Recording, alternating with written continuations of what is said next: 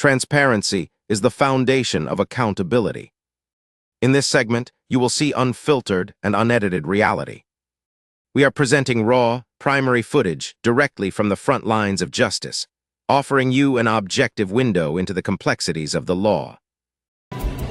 My name is Eleanor Chambers. You can verify that in 30 seconds. A federal judge. Right, and I'm the Pope. You people always got a story. You people? Empty your pockets, now, or I'm taking you in for obstruction. You have no grounds. I said empty your pockets. The wine aisle was quiet that Wednesday evening, soft jazz playing through the speakers of Harrington's Fine Foods, an upscale grocery store in the wealthy suburb of Millbrook Heights. The shelves were lined with bottles that cost more than some people's weekly groceries, and the clientele that evening was sparse, mostly professionals stopping in after work, browsing organic produce and artisanal cheeses. Judge Eleanor Chambers was among them, pushing a cart slowly through the aisle, reading labels with the careful attention she brought to everything in her life. At 58 years old, she had spent 22 years on the federal bench, presiding over cases that shaped civil rights law, sentencing corrupt politicians who thought themselves untouchable, and earning a reputation as one of the most respected jurists in the Eastern District. But tonight, none of that mattered. Tonight, she was just a woman in a beige cardigan and comfortable slacks, tired from a long day of court proceedings, wanting nothing more than to pick up a nice bottle of wine and some ingredients for dinner. Her reading glasses sat low on her nose as she examined a Bordeaux, completely unaware that her quiet evening was about to become a nightmare, captured in high definition by 6 security cameras positioned throughout the store.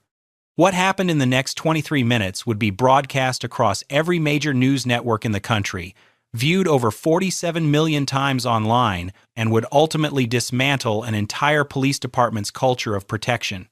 Sergeant Dale Vickers, 44, pushed through the automatic doors of Harrington's Fine Foods at 7:43 p.m., responding to what dispatch had described as a suspicious person call from an anonymous source. He had 18 years on the force, a record his supervisors called solid community policing, and a sealed personnel file that told a very different story: 31 complaints over 15 years, allegations of excessive force, racial profiling, and systematic intimidation of minorities in public spaces. Every single complaint had been reviewed by internal affairs and dismissed as misunderstandings or unfounded accusations. Vickers had learned over nearly 2 decades that he could operate however he wanted as long as he claimed to be responding to legitimate concerns. His partner that evening was Officer Neil Grady, 29, 5 years on the job and known throughout the department for one defining characteristic: he never questioned anything Vickers did. He followed orders, backed his senior officers' reports, and had learned that silence was the fastest path to promotion in a department that valued loyalty over accountability. Vickers' eyes scanned the store methodically as he entered, moving past the white customers browsing near the entrance, past the elderly white couple examining produce, past the white businessman on his phone in the deli section. His gaze stopped when it reached the wine aisle and the only black customer in the entire store. Something about her, he would later claim, didn't fit the neighborhood profile. He couldn't articulate what that meant, couldn't point to any specific behavior that warranted suspicion, but his hand was already moving toward his duty belt as he walked directly toward Judge Eleanor Chambers, who was still reading the label on that bottle of Bordeaux, completely unaware that the next few minutes would change both of their lives forever. Vickers stopped 3 feet behind Judge Chambers, close enough that she could sense his presence before she turned around. His voice cut through the quiet jazz music with a tone that wasn't a question but an accusation. He wanted to know what she was doing there, why she was in this store, in this neighborhood, at this hour.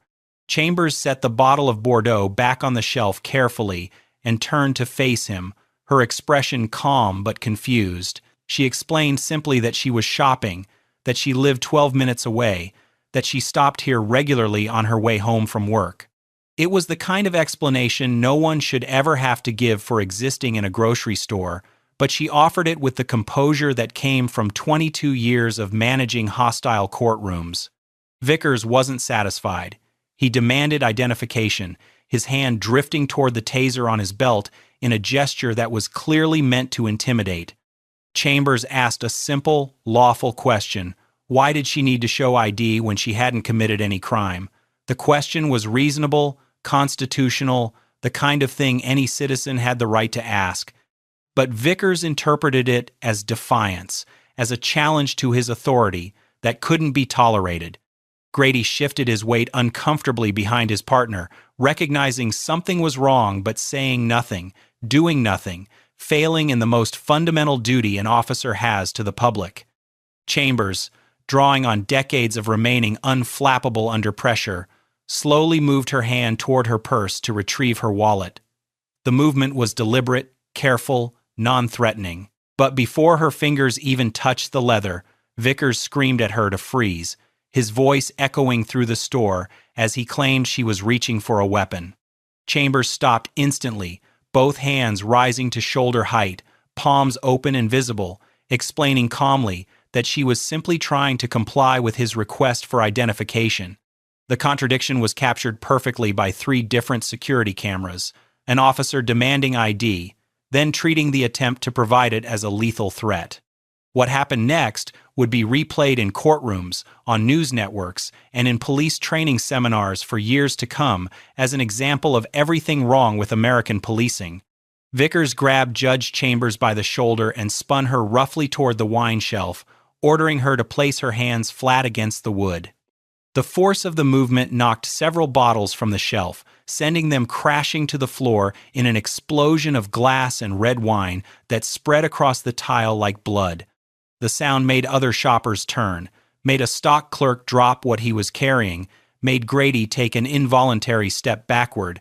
But Vickers wasn't finished. He kicked Chambers' feet apart with his boot, forcing her into a position of maximum vulnerability and humiliation, then began conducting a pat-down search that went far beyond any standard procedure, his hands rough and invasive, deliberately degrading, the kind of search designed not to find weapons but to establish dominance and inflict shame. As his hands moved across her body, he muttered words that the security cameras would capture with devastating clarity. He said that, "You people always have an excuse," that she had picked the wrong neighborhood to cause trouble, that he could always tell when someone didn't belong. Chambers remained silent throughout the assault, her legal mind working even as her body endured the violation, cataloging every word, every action, every civil rights violation that was occurring.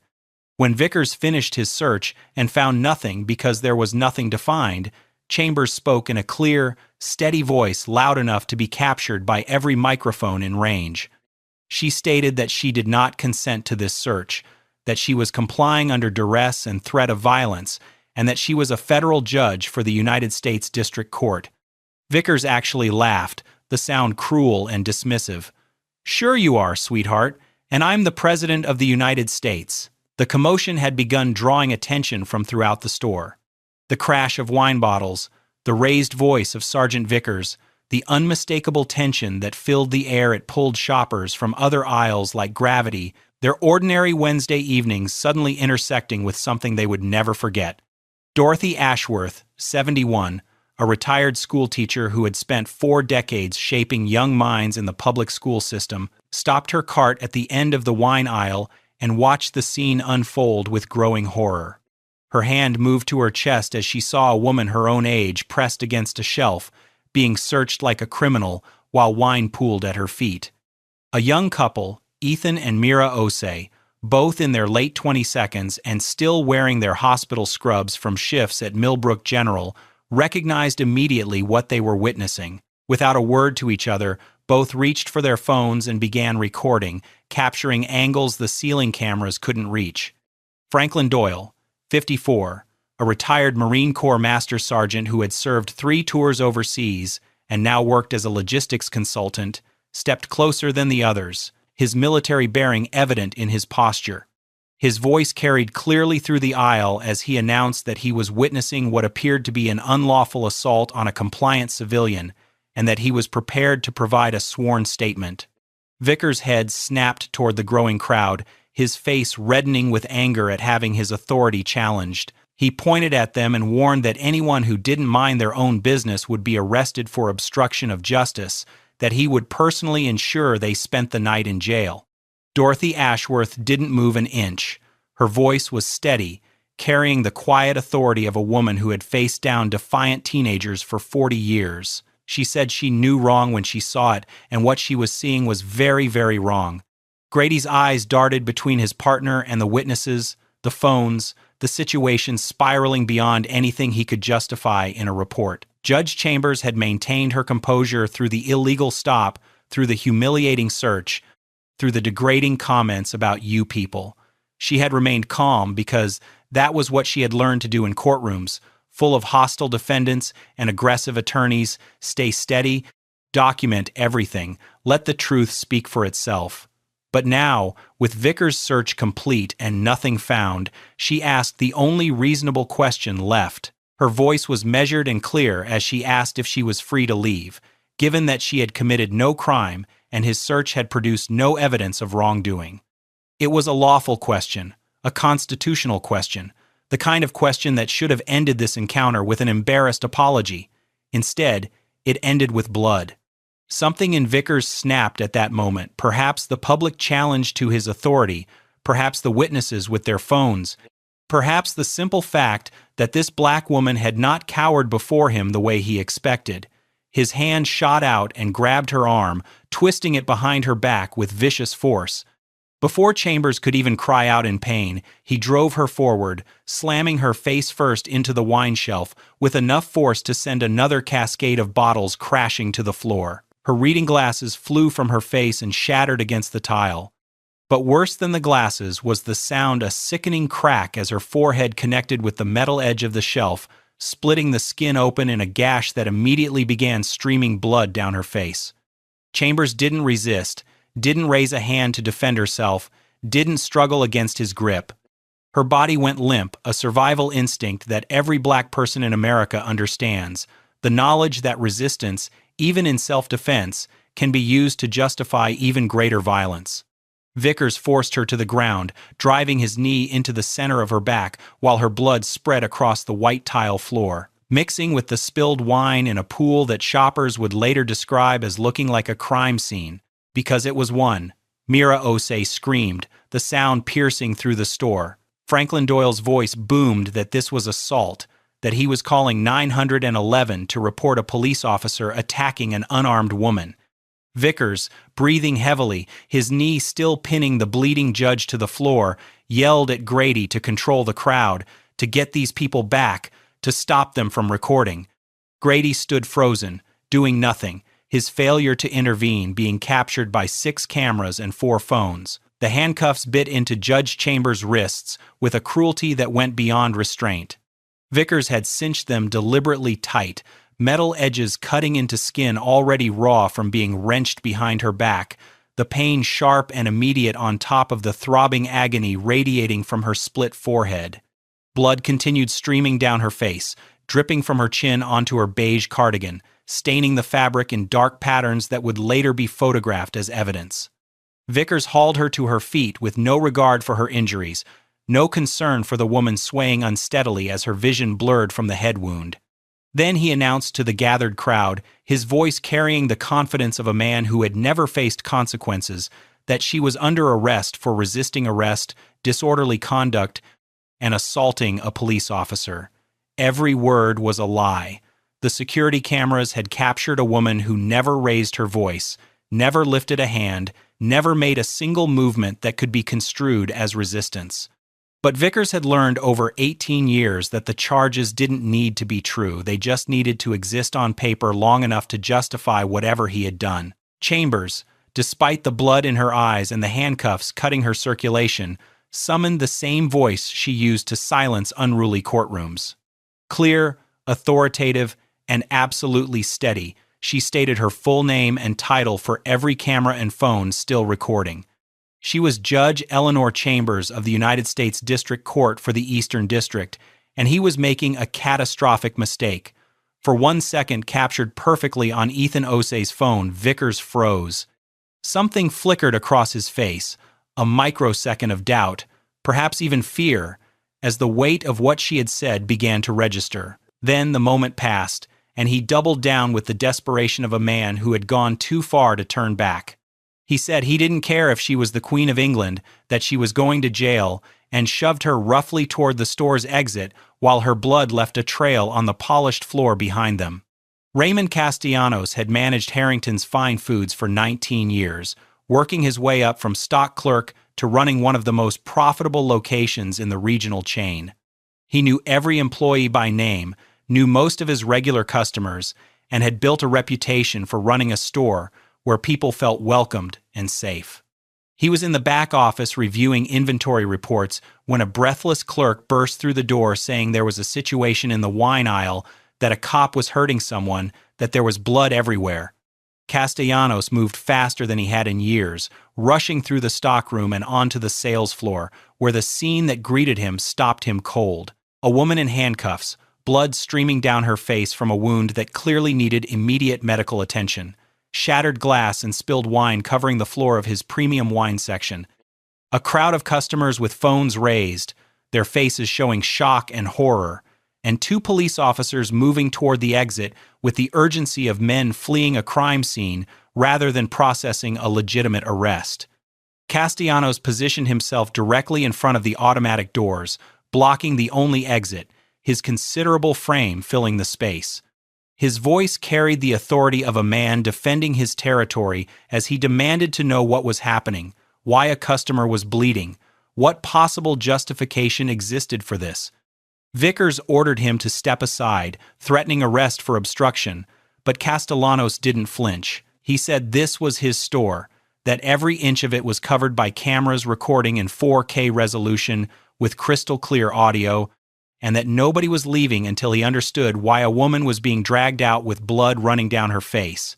Then he pulled out his phone and made 2 calls that would seal Vickers' fate. The first was to corporate headquarters, alerting them that a major incident was occurring that would require immediate legal involvement. The second was to a number he had saved from a community safety initiative 6 months earlier, the direct line to Police Chief Lenora Vance. As he spoke into the phone, describing what he was seeing in precise detail, the color began draining from Sergeant Vickers' face. The power dynamic in that grocery store had shifted completely, and for the first time that evening, the officer who had wielded his badge like a weapon realized he might not be able to lie his way out of what he had done. The flashing lights of Police Chief Lenora Vance's unmarked vehicle cut through the evening darkness of the Harrington's parking lot exactly 18 minutes after Raymond Castellanos ended his call. Chiefs didn't respond to routine incidents, they had captains and lieutenants for that. But there had been something in Castellanos' voice, a controlled urgency that made Vance grab her keys and drive across town herself. What she found when she walked through those automatic doors confirmed every instinct that had propelled her out of her office. A black woman in handcuffs, blood still seeping through a makeshift bandage someone had pressed to her forehead. Sergeant Dale Vickers standing rigid near the exit, his jaw set in the defensive posture of a man preparing his lies. Officer Neil Grady, pale as paper beside him, looking like he might vomit on the shattered glass still covering the floor. And a crowd of at least 15 witnesses, many still holding phones that had recorded everything, their faces reflecting a mixture of outrage and expectation. Vance had been police chief for 7 years, and she recognized a catastrophe when she saw one. Her first question to Vickers was about his body camera footage. He claimed it had malfunctioned, that it hadn't been recording properly, an excuse she had heard dozens of times from officers whose cameras mysteriously failed only during controversial incidents. She asked for a summary of what happened, and Vickers launched into a narrative about a suspicious person, about resistance, about fearing for his safety, a story so riddled with inconsistencies that it contradicted itself twice in the first 30 seconds. Before Vance could respond, Dorothy Ashworth stepped forward from the crowd, her 71 years of moral authority evident in every word. She said that woman had told the officer she was a federal judge, and he had laughed in her face. The silence that followed was absolute. Chief Vance's expression transformed from professional concern to something much harder, much more dangerous for the 2 officers standing before her. She ordered the handcuffs removed immediately, her voice leaving no room for discussion, and called for emergency medical assistance. Vickers opened his mouth to protest, perhaps to continue his fabricated narrative, but Vance silenced him with a single look that promised his career was now measured in hours rather than years.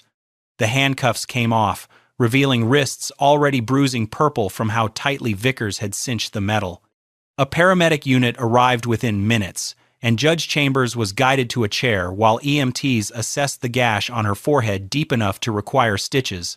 They said, possibly deep enough to scar permanently. While the paramedics worked, Chief Vance ordered an officer to run the identification that had been taken from Chambers' purse during the illegal search. The seconds that followed would replay in Vickers' nightmares for years to come. The officer's voice came through clearly, audible to everyone nearby, confirming that Eleanor Chambers was exactly who she had claimed to be. Not just a judge, a federal judge for the United States District Court, Eastern District. Not just any federal judge, one who had presided over 17 police misconduct cases in the past 5 years, one who had sentenced a corrupt county sheriff to 15 years in federal prison just 6 months earlier, a case that had made national headlines. One who had direct professional relationships with the Department of Justice, the FBI's Civil Rights Division, and every major civil rights organization in the country. The blood drained from Vickers' face so completely he looked like a ghost standing in the fluorescent lighting of the grocery store. Chief Vance walked personally to where Judge Chambers sat, the paramedic still cleaning blood from her face, and apologized with a sincerity that everyone present recognized as genuine horror at what had occurred under her command. Chambers listened to the apology while holding a gauze pad to her still bleeding forehead, then responded with words that carried the weight of her 22 years on the federal bench. She wanted every second of security footage preserved under chain of custody protocols. She wanted every witness statement documented before anyone left the store. She wanted badge numbers, personnel files, and complaint histories for both officers. And she wanted Chief Vance to understand, with absolute clarity, that this incident would not be buried, minimized, or quietly settled. It would be prosecuted to the fullest extent of federal law. Vance turned to Vickers and Grady, her voice flat and final. Badges and weapons, now. Vickers' hand trembled as he unclipped the shield he had worn for 18 years, the shield he had used to terrorize countless citizens who didn't have the power to fight back, and placed it in his chief's outstretched hand. The videos hit the internet before Judge Chambers had even finished receiving her stitches at Millbrook General Hospital.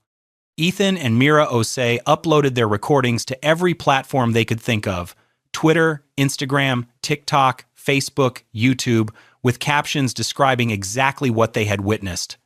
Within 6 hours, the footage had been viewed over 2 million times. Within 24 hours, it crossed 10 million.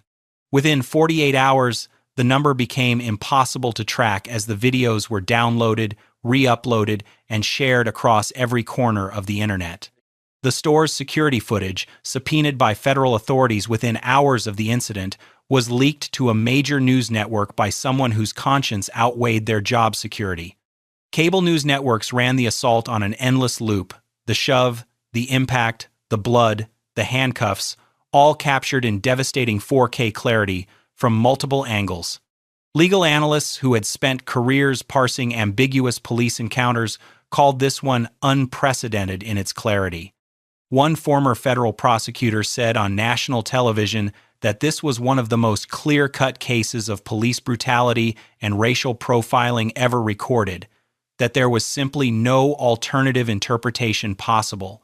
The image of Judge Chambers' bloodied face captured in a still frame as Vickers hauled her to her feet became a symbol almost overnight, shared millions of times with captions about justice, about racism, about the reality of being black in America regardless of achievement or status. Civil rights leaders held press conferences on courthouse steps across the country. The governor issued a statement calling the incident deeply disturbing and demanding a full investigation. The White House press secretary was asked for comment during a daily briefing and responded that the president was monitoring the situation closely. But perhaps most damaging to the Millbrook Police Department was what investigative journalists began unearthing about Sergeant Dale Vickers himself. Those 31 sealed complaints were sealed no longer leaked by sources inside the department who had watched colleagues like Vickers operate with impunity for years. The pattern was devastating.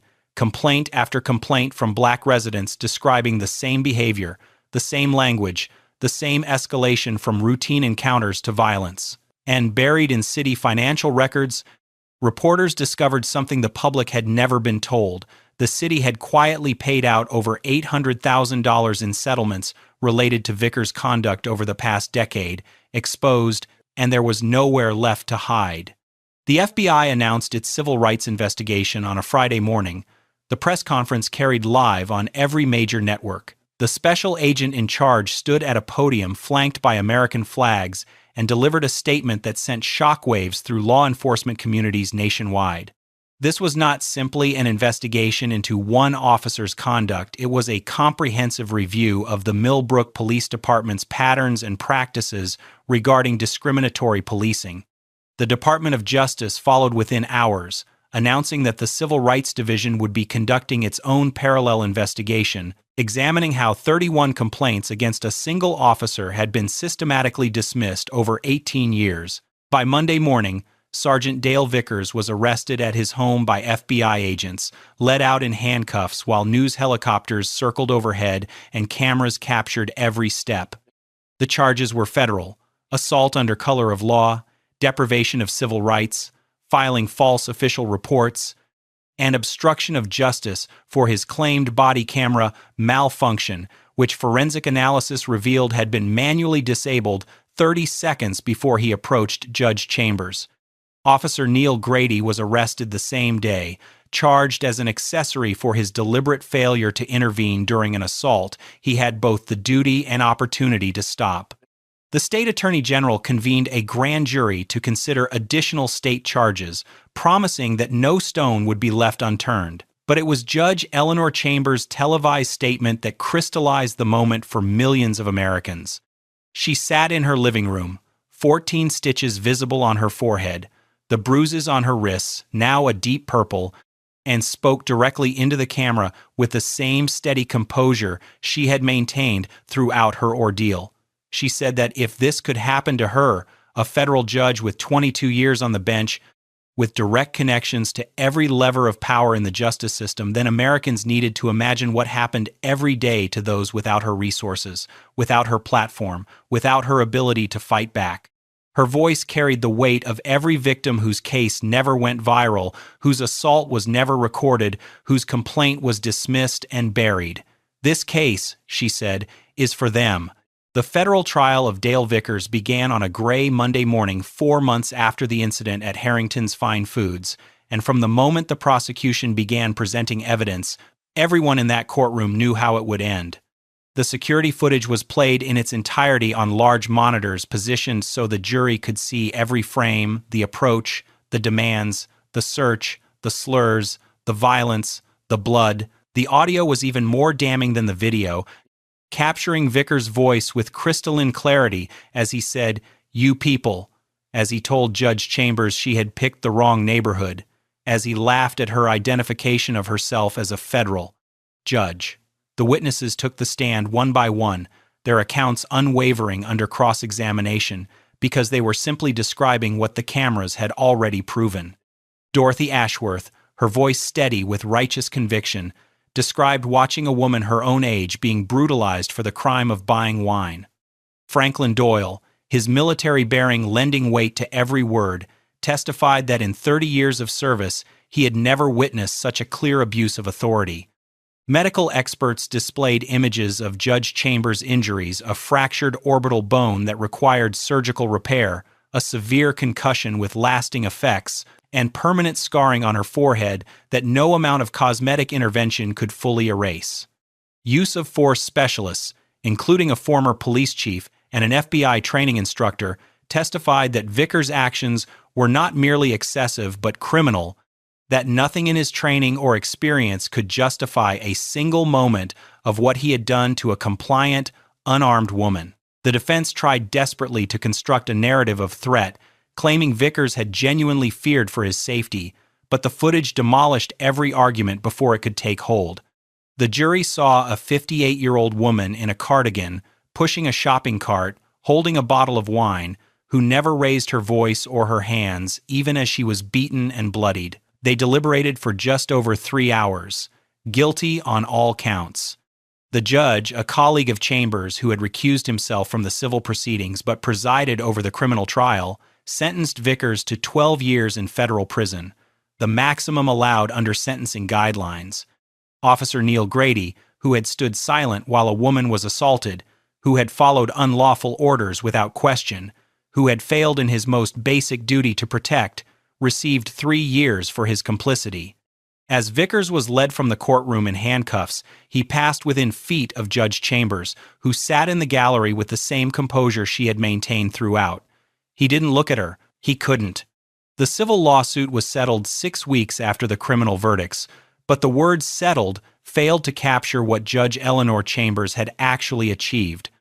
The monetary amount, $14.5 million, was the largest police misconduct settlement in the state's history, a number that made national headlines and sent shockwaves through municipal insurance markets nationwide. But Chambers had made clear from the beginning that money was never her primary objective. She had enough money. What she wanted was change, and she used every ounce of her legal expertise and moral authority to ensure she got it. The consent decree attached to the settlement was unprecedented in its scope and enforceability. 6 officers with complaint histories similar to Vickers' pattern were terminated immediately, their sealed files unsealed, and their victims notified. The department was required to implement mandatory body cameras with no officer-controlled off switches. The cameras would activate automatically during any civilian interaction and could only be deactivated by supervisors reviewing footage in real time.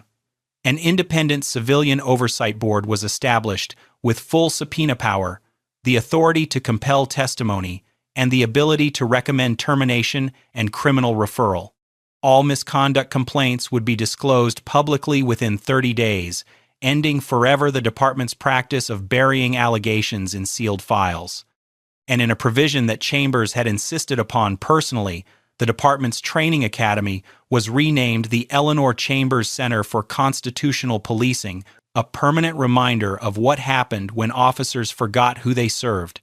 Police Chief Lenora Vance, who had arrived at Harrington's that night and seen immediately the catastrophe her department had created, resigned 3 days after the settlement was announced, accepting responsibility for the institutional failures that had allowed Vickers to operate unchecked for 18 years. 4 city council members faced recall elections, 2 resigned before the votes could be held. And in the weeks following the settlement's announcement, 3 other victims of Dale Vickers came forward with stories that had never been told. A young black man stopped and beaten during a traffic stop in 2019. A black teenager detained and humiliated outside his own home in 2021. A black nurse subjected to an illegal search outside her workplace in 2022. Each received their own settlement. Each received an apology. The system that had protected Dale Vickers for nearly 2 decades was being dismantled piece by piece, and Judge Eleanor Chambers oversaw every moment of its demolition with the same meticulous attention she brought to everything in her life. 1 year to the day after a routine trip to buy wine became a nationally televised symbol of racial injustice, Judge Eleanor Chambers walked back into her courtroom. The gallery was packed with colleagues, supporters, and journalists who had followed her story from that bloody grocery store floor to this moment of return. There was something different about her now, a thin scar running along her forehead, faded but unmistakably visible. Her clerks had suggested makeup, had offered the name of an excellent cosmetic dermatologist. Chambers refused. The scar stayed visible, a permanent testament to what had happened. A reminder that justice was not an abstraction but something worth bleeding for. In the months that followed, she established the Chambers Justice Initiative, providing free legal representation to victims of police misconduct who lacked the resources to fight alone. She spoke at law schools, police academies, and congressional hearings. When interviewers asked how she felt about Dale Vickers now serving year 2 of his 12-year sentence, her answer never varied. She said she didn't think about him. What she thought about was the next person he would have hurt if those cameras hadn't been rolling. She thought about the 31 people who filed complaints before her, who had no viral videos, no national outrage, no justice. This was never about her. It was about what happens in the dark when no one is watching. The documentary about the case ended with footage that had become iconic. Vickers being led from the courthouse in handcuffs, the same restraints he had used on Judge Chambers, his head bowed as he walked toward a prison transport van. The screen faded to black, and white text appeared. 31 complaints, 18 years. One moment of truth. A final reminder that the system had been given 31 chances to stop him, and it took a federal judge bleeding on a grocery store floor before anyone finally did. Now, watching footage like this, it can really stick with you, right? Some of these clips stay in your head, especially late at night when you're trying to fall asleep. And speaking of sleep, if you're someone who lies awake at 2 or 3 a.m., mind racing, unable to shut off, I know how frustrating that is. You're exhausted, but your brain just won't stop. And the worst part? The less you sleep, the worse it gets. Your energy crashes, your mood suffers, everything feels harder than it should. I struggled with this for years.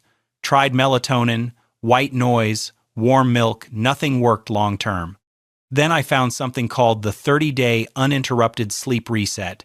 It's a science-based program, no pills, no medication, that actually retrains your brain to sleep through the night. 7 to 8 hours, uninterrupted. Over 30 days, it rewires your sleep system. And once you're done, you keep the results. There's a maintenance plan so you don't slip back.